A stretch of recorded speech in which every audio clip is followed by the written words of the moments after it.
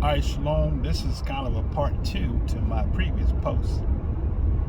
Now, I want to be accurate because this is the question to all those that believe Esau is the white man and the white man can't be saved. It's only Israel only, right?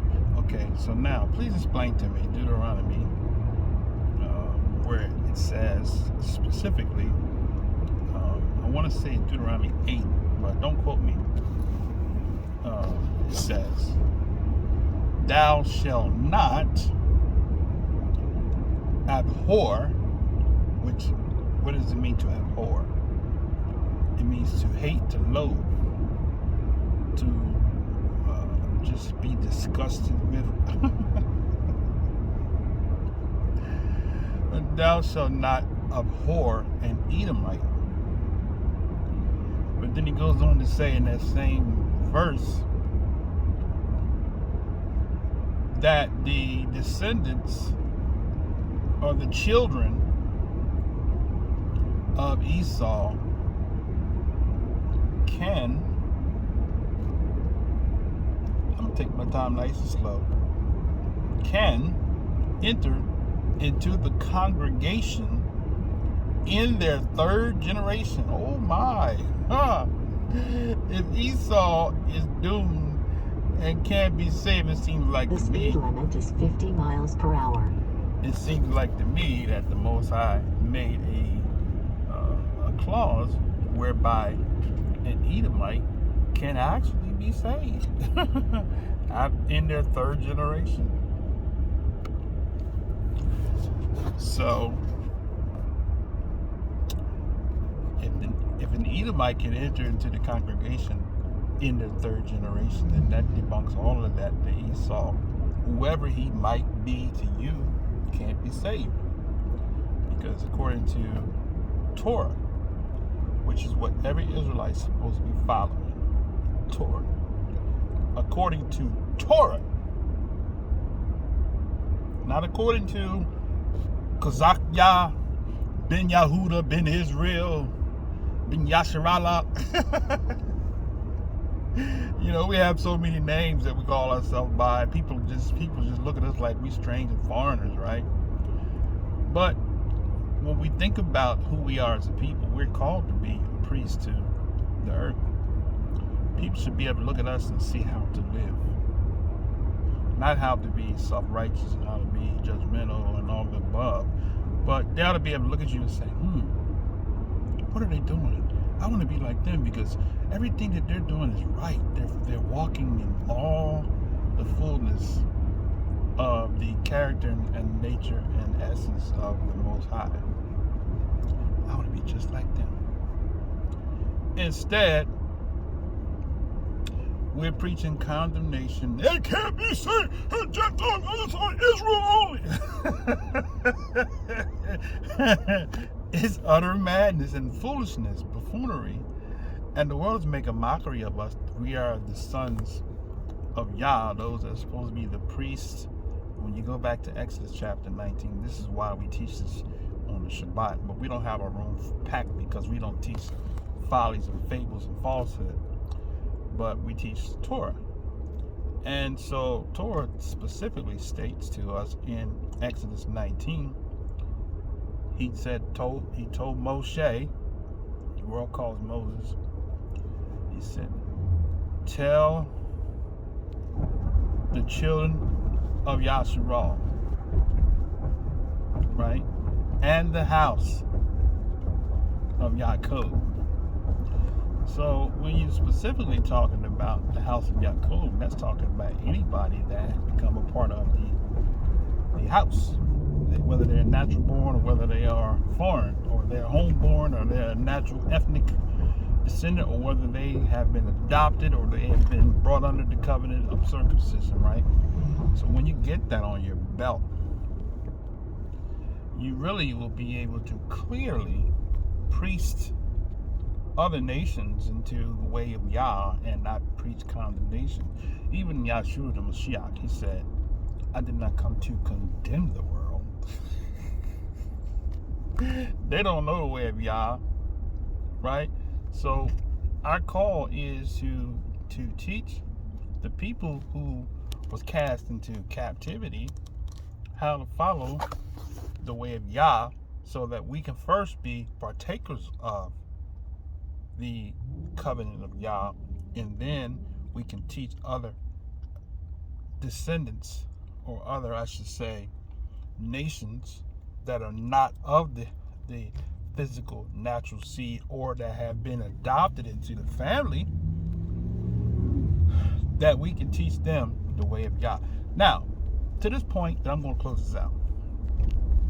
It's so commonly stated by the One West Camp teachers and all the alike, and I'm going to lump them all in one group because they come from the One West Camp. So you got the different divisions of them. You got Nathaniel's, we used to call him Nathaniel 7.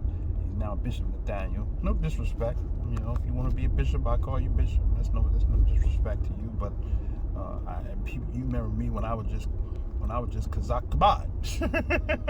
So, you know, titles mean nothing. It's just, you know, it's something that we use. But anyway, let me get back.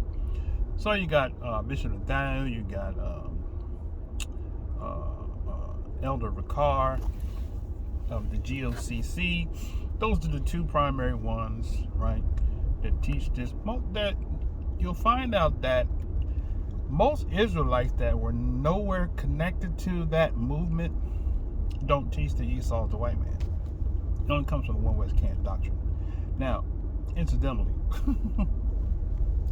I used to teach that, and I never was connected to the One West Camp, but it was my own personal interpretation of what I read with regards to the sins of Esau, and how the Esau was the dukes, and I connected the dukes to the Dukes of Hazzard, and how that the Esau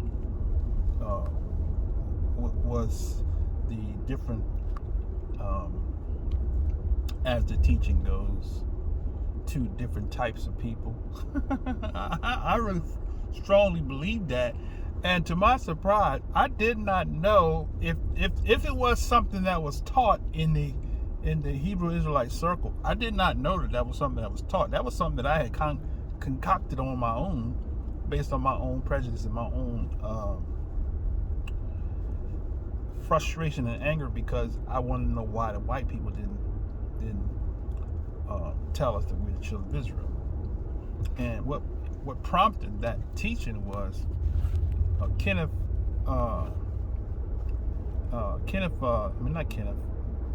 John Hagee, you know, the speed limit is 30 miles per hour. Prophecy teacher, was doing a teaching about the war between the Israel and Ishmaelites. So he went on to say that there always has been a war between Israel and Ishmael. So now, being that I am a student of the word, the written manuscript, I went to kind of look to see where that lined up with what is written in the manuscript, and it never said nothing about it was a continuous war, but it did say that there was a war between the descendants of Esau and the children of Israel, and it was always a perpetual hatred of them against the children of Israel. So based off of that, my research, I was mad at John Hagee, and I said, well, there's always been a war between Esau and Israel, and it seems like to me that's the black and white thing, right? And that's the obvious. I embraced that, and that's when I started teaching that. And I had no clue that there was other people, if there was at that time. And I'm talking about, I'm going way back to like 2004. I had no clue that there were people that even believed or taught that. And then I started noticing in my original channel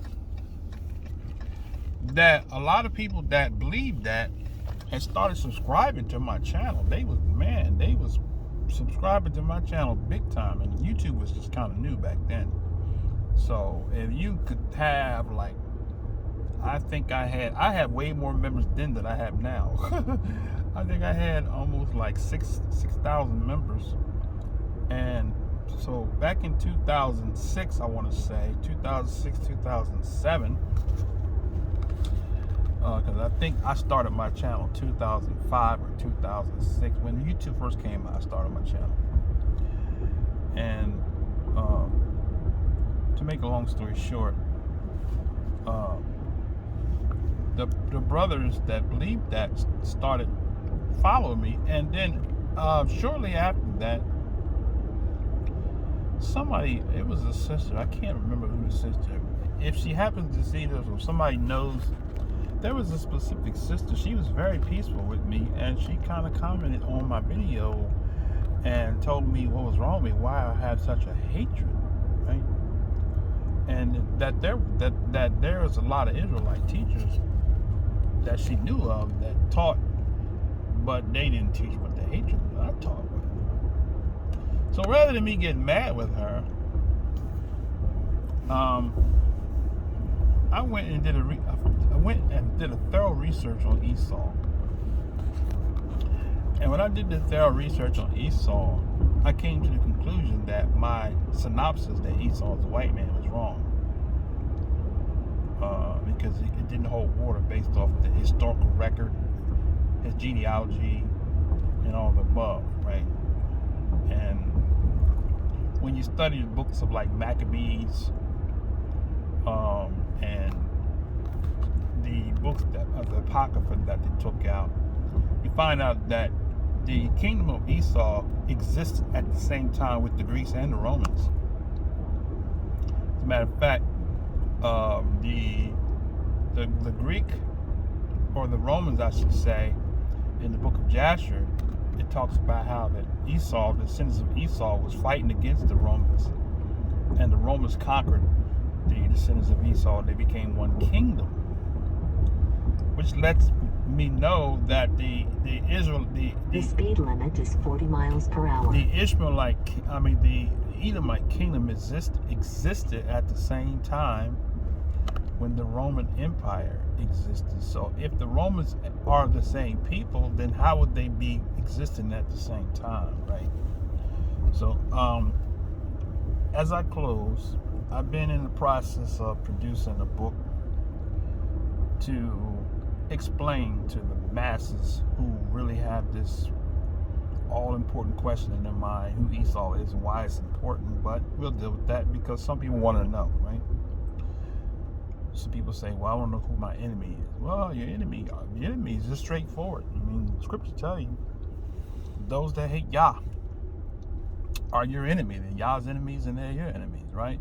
So how do you know those that hate Yah? Those that hate Yah are those that teach the masses of people to not obey Yah, right? So with that said, I'm going to close with this, and prayerfully, I enjoy debating,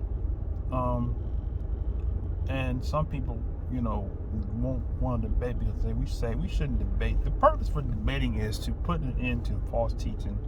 Okay, if I'm wrong, you bring your points out and prove me wrong, but don't give me philosophy, because philosophy is not scripture.